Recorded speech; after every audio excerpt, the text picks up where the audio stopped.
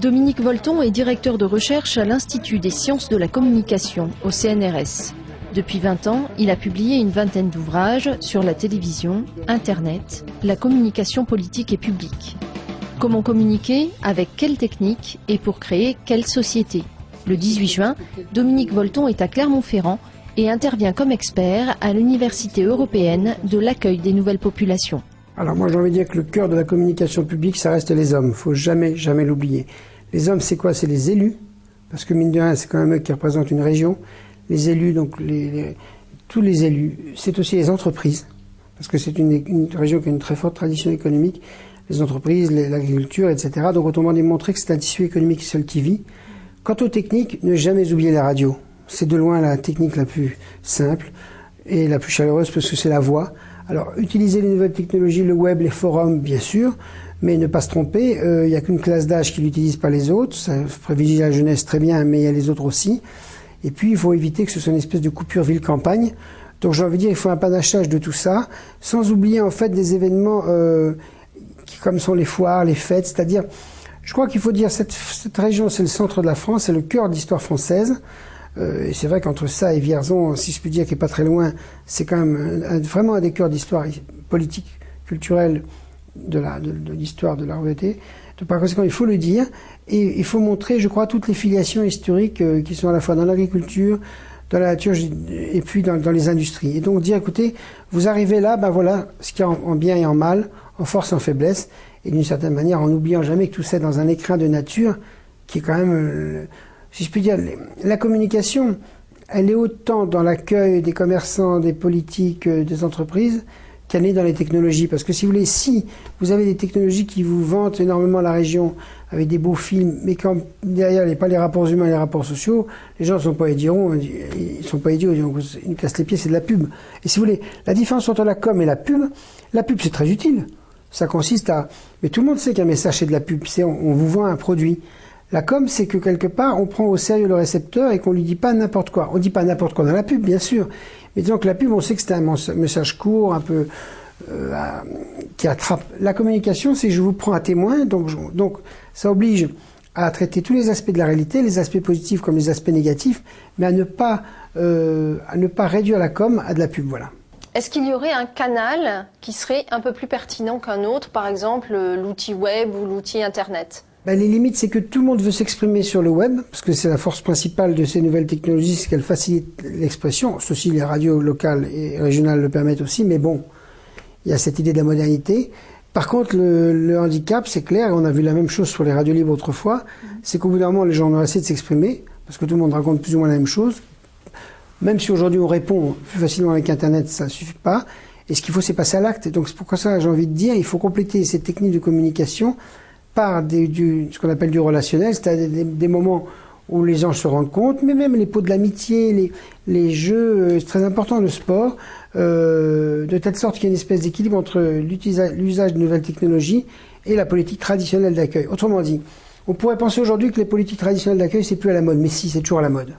Parce que même si on est multibranché Internet, on a quand même des souvenirs, une représentation, et quelque part devant un député, un commerçant, un syndicat interprofessionnel qui fait de l'accueil, on dit bof, mais mine de rien, on est content, parce qu'après, il y a toujours le verre de l'amitié, et on va picoler un coup, on va se parler, et la force énorme des rencontres entre les hommes, c'est qu'après, ils se parlent directement. Ils peuvent se parler par l'intermédiaire d'Internet, mais il y a une césure technique au départ, et puis il y a une différence avec les hommes et les femmes, qui ne l'utilisent pas de la même manière, et une différence aussi de génération. Donc la pire des choses, si vous voulez, c'est quand une nouvelle technologie, au lieu de rapprocher et d'ouvrir, arrive au contraire davantage à segmenter. Donc il faut éviter ça. Donc il faut un peu de tout. Voilà. Est-ce que finalement une région, comme la région Auvergne, est légitime pour communiquer auprès de ses habitants? Est-ce que finalement elle doit communiquer? Quel est son rôle en la matière? Je ne vois pas pourquoi les acteurs ne feraient pas de la communication sur ce qu'ils font. Écoutez, c'est les autorités publiques, les régions, les villes, les syndicats intercommunaux ne font pas de la communication sur ce qu'ils font. Qui le fera? Parce que le citoyen n'est pas forcément au courant de tout.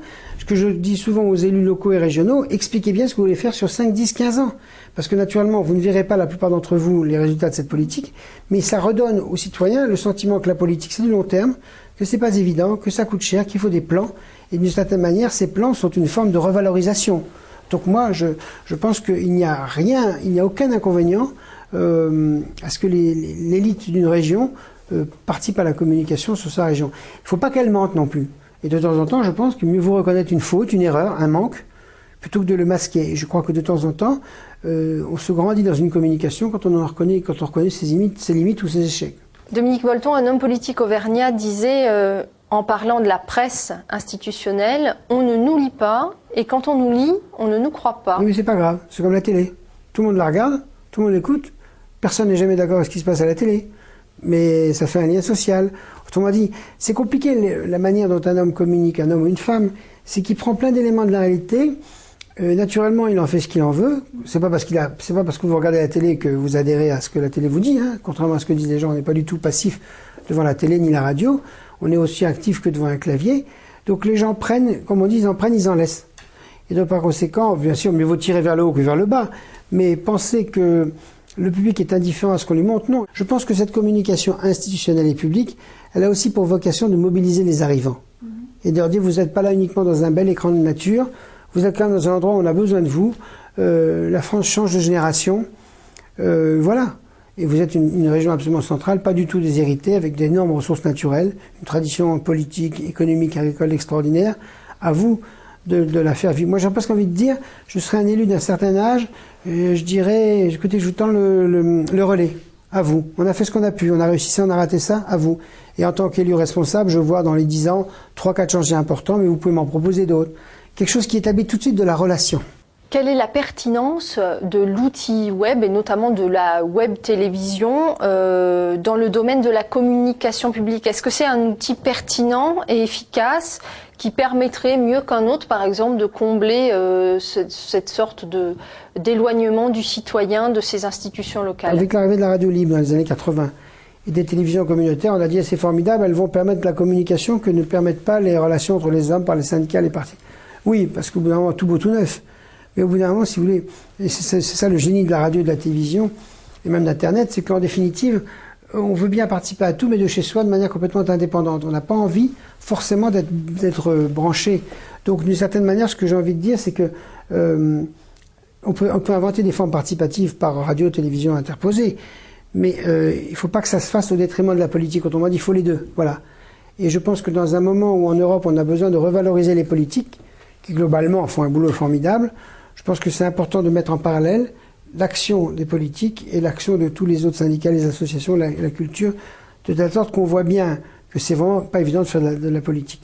Quel est le rôle d'une collectivité régionale? Est-ce que son rôle c'est d'informer le citoyen, de l'informer, donc de lui donner des éléments pour débattre, pour s'inscrire dans un débat public local, quitte à réveiller ce débat s'il est un peu endormi, ou est-ce que son rôle c'est de communiquer, c'est-à-dire de se présenter sous son meilleur jour possible? Alors moi la réponse est très simple, les deux mots capitaine, c'est-à-dire que il n'y a pas de communication sans information. L'information c'est le message, que ce soit vous et moi qui parlions, un texte, une image, un son, bon, il n'y a pas de communication sans message. Par contre, la communication, c'est beaucoup plus compliqué que l'information parce que c'est les conditions dans lesquelles un message est produit, dans lesquelles il est reçu par un individu ou par une collectivité. Donc, si vous voulez, la question de la communication, c'est tout de suite la question de la relation, donc la question du récepteur. Et du coup, la communication, comme je le dis, est toujours plus compliquée que l'information. Alors, le progrès technique aujourd'hui est tellement fort qu'on peut produire et distribuer des informations dans tous les sens. Donc, on dit, plus il y a d'informations, plus il y aura de communication. C'est pas évident. La communication, c'est ce qui fait que des individus, vous et moi, on intègre ou on refuse des messages qu'on reçoit. Et plus on en reçoit, plus on en refuse. Donc quand on m'a dit, moi ce qui m'intéresse toujours, c'est de dire deux choses. Un, il n'y a pas d'information sans communication, parce que ça ne sert à rien d'informer si on ne s'occupe pas des raisons pour lesquelles les gens acceptent ou refusent. Et deux, il n'y a pas non plus d'information sans communication, au sens où c'est quand même la communication qui valorise l'information dans l'échange. On parle, on envoie des mails. Et donc, je dirais, les deux vont de pair. Le plus compliqué, c'est la communication. Le plus facile, c'est l'information. Et les techniques, de toute façon, rendent un énorme service, mais il faut se méfier, ça peut être un piège. Parce que l'enjeu de la communication, si vous voulez, c'est d'une part, bien sûr, gérer les gens qui pensent comme vous, mais c'est le plus souvent apprendre à gérer des relations de gens qui ne pensent pas comme vous. Et puis le deuxième enjeu de la communication qui est le plus important, c'est qu'il faut sortir de la communication pour retrouver les êtres humains. C'est qu'au bout d'un moment, après avoir passé des heures sur la bécane, ou sur les jeux vidéo, il faut bien éteindre la bécane et puis sortir dans la rue, aller au bistrot et se mettre à... Voilà. L'idée simple, c'est que l'enjeu de la communication, c'est les relations humaines, que la grandeur des hommes, c'est de communiquer ou de ne pas communiquer entre eux, et que là-dessus, au bout d'un moment, la technique n'est pas efficace, sauf la technique universelle comme le téléphone, parce qu'on se connecte de deux individus par la voix et directement, ou la radio. Mais sinon, les autres sont compliqués. Donc j'ai envie de dire oui à toutes les techniques de communication, à condition de savoir que c'est toujours le plus facile, la technique de communication, et le plus compliqué, les hommes. Merci beaucoup.